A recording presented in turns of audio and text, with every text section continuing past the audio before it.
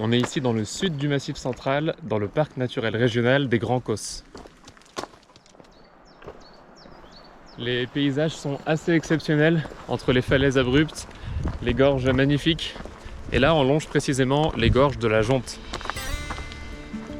À quelques pas du parc national des Cévennes, le parc des Grands Causses constitue une entité géologique et naturelle exceptionnelle sur notre territoire. Mondialement connu pour accueillir le célèbre viaduc de Millau, ces espaces sont surtout marqués par de vastes plateaux calcaires, les Causses, entrecoupés de gorges et falaises à couper le souffle. Les gorges du Tarn et de la Jonte forment d'immenses canyons connus pour héberger une grande richesse d'espèces liées aux cavernes, aux falaises et aux vastes espaces aériens. Elles sont en France un véritable paradis pour les rapaces.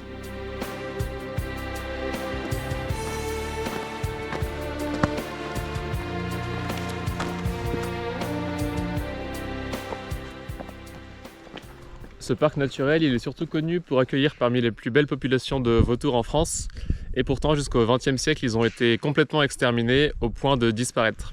Et c'est seulement depuis les années 80, grâce à des projets de réintroduction très ambitieux, que ces oiseaux volent de nouveau au-dessus de ces falaises.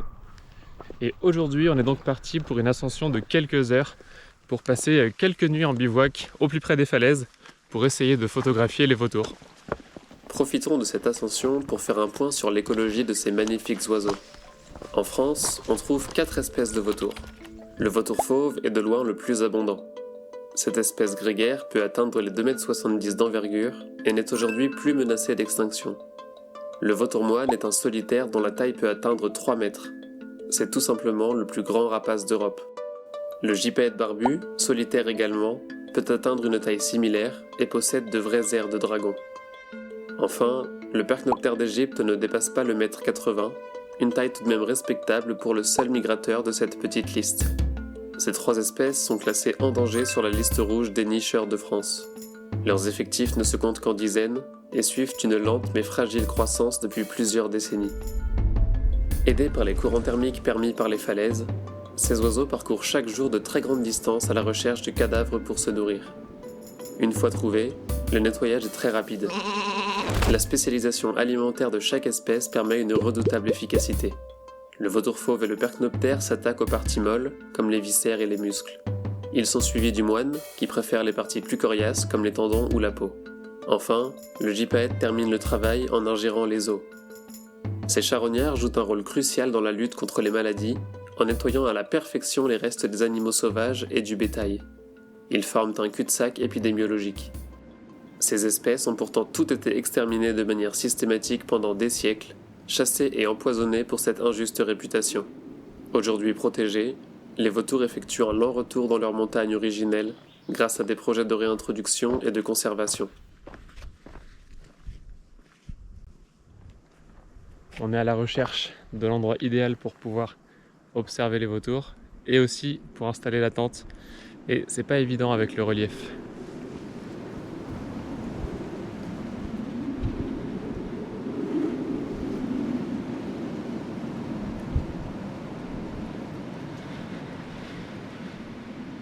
Bon, on a enfin réussi à trouver un endroit à peu près plat pour la tente. Il a fallu enlever 1 ou 2 cailloux, mais elle va rester là pendant les prochaines nuits et on est hyper bien placé par rapport aux falaises et au passage des vautours fauves. À quelques pas du campement, on a trouvé l'endroit idéal. Ce balcon rocheux vertigineux qui surplombe la vallée et les falaises les plus hautes. On va y être seul au monde pour les prochains jours. Il n'y a plus qu'à attendre l'arrivée des géants. Bon, ça y est, on a trouvé un spot assez Ouais. incroyable. Franchement. Et là, la lumière dorée va commencer à arriver avec le soleil qui décline.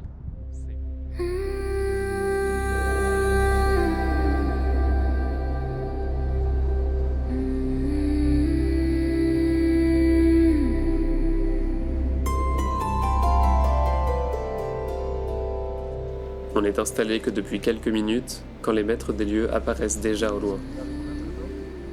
C'est l'heure de se mettre en place. Rapidement, un groupe de vautours fauves se dirige droit vers nous.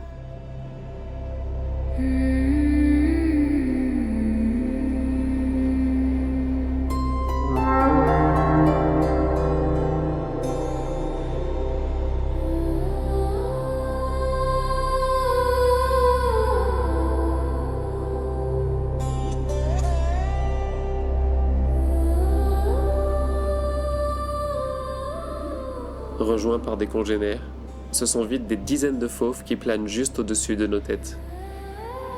Ils disparaissent alors aussi vite qu'ils sont apparus, et l'attente reprend.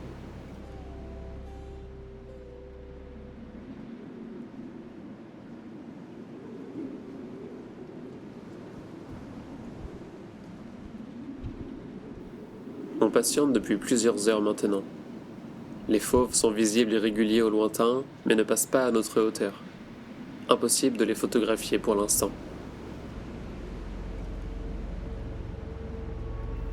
Mais notre persévérance commence à payer. Contre toute attente, une autre espèce surgit des montagnes.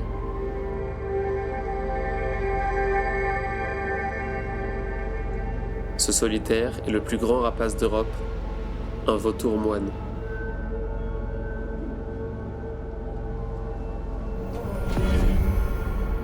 On observe même un couple, observation émouvante quand on sait qu'il n'y en a que 40 en France.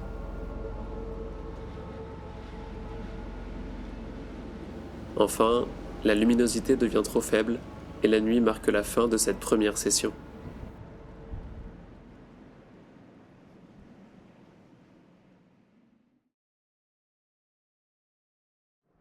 Et voilà, la première nuit est passée.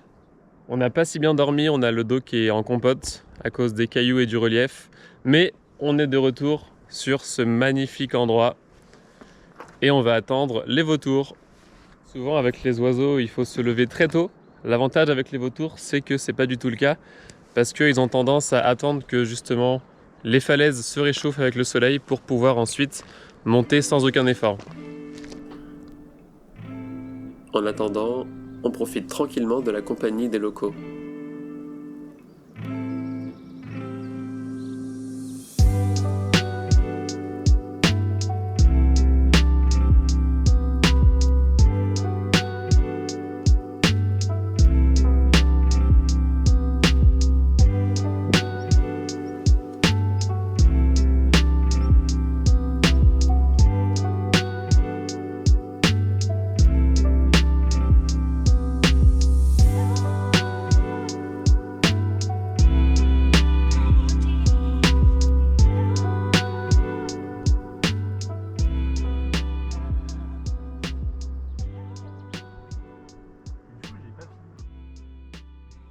Ça s'est pas mal calmé, le soleil est très haut dans le ciel, donc là, toutes les lumières sont hyper violentes.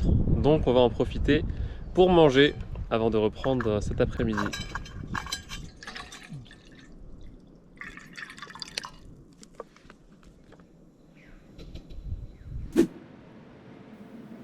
Finalement, ce n'est qu'en milieu d'après-midi qu'une nouvelle vague se rapproche. Les géants profitent des ascendances thermiques pour s'élever majestueusement et enfin planer à notre hauteur. Nous sommes prêts pour les accueillir, pour immortaliser la rencontre avec ces oiseaux légendaires de près de 3 mètres.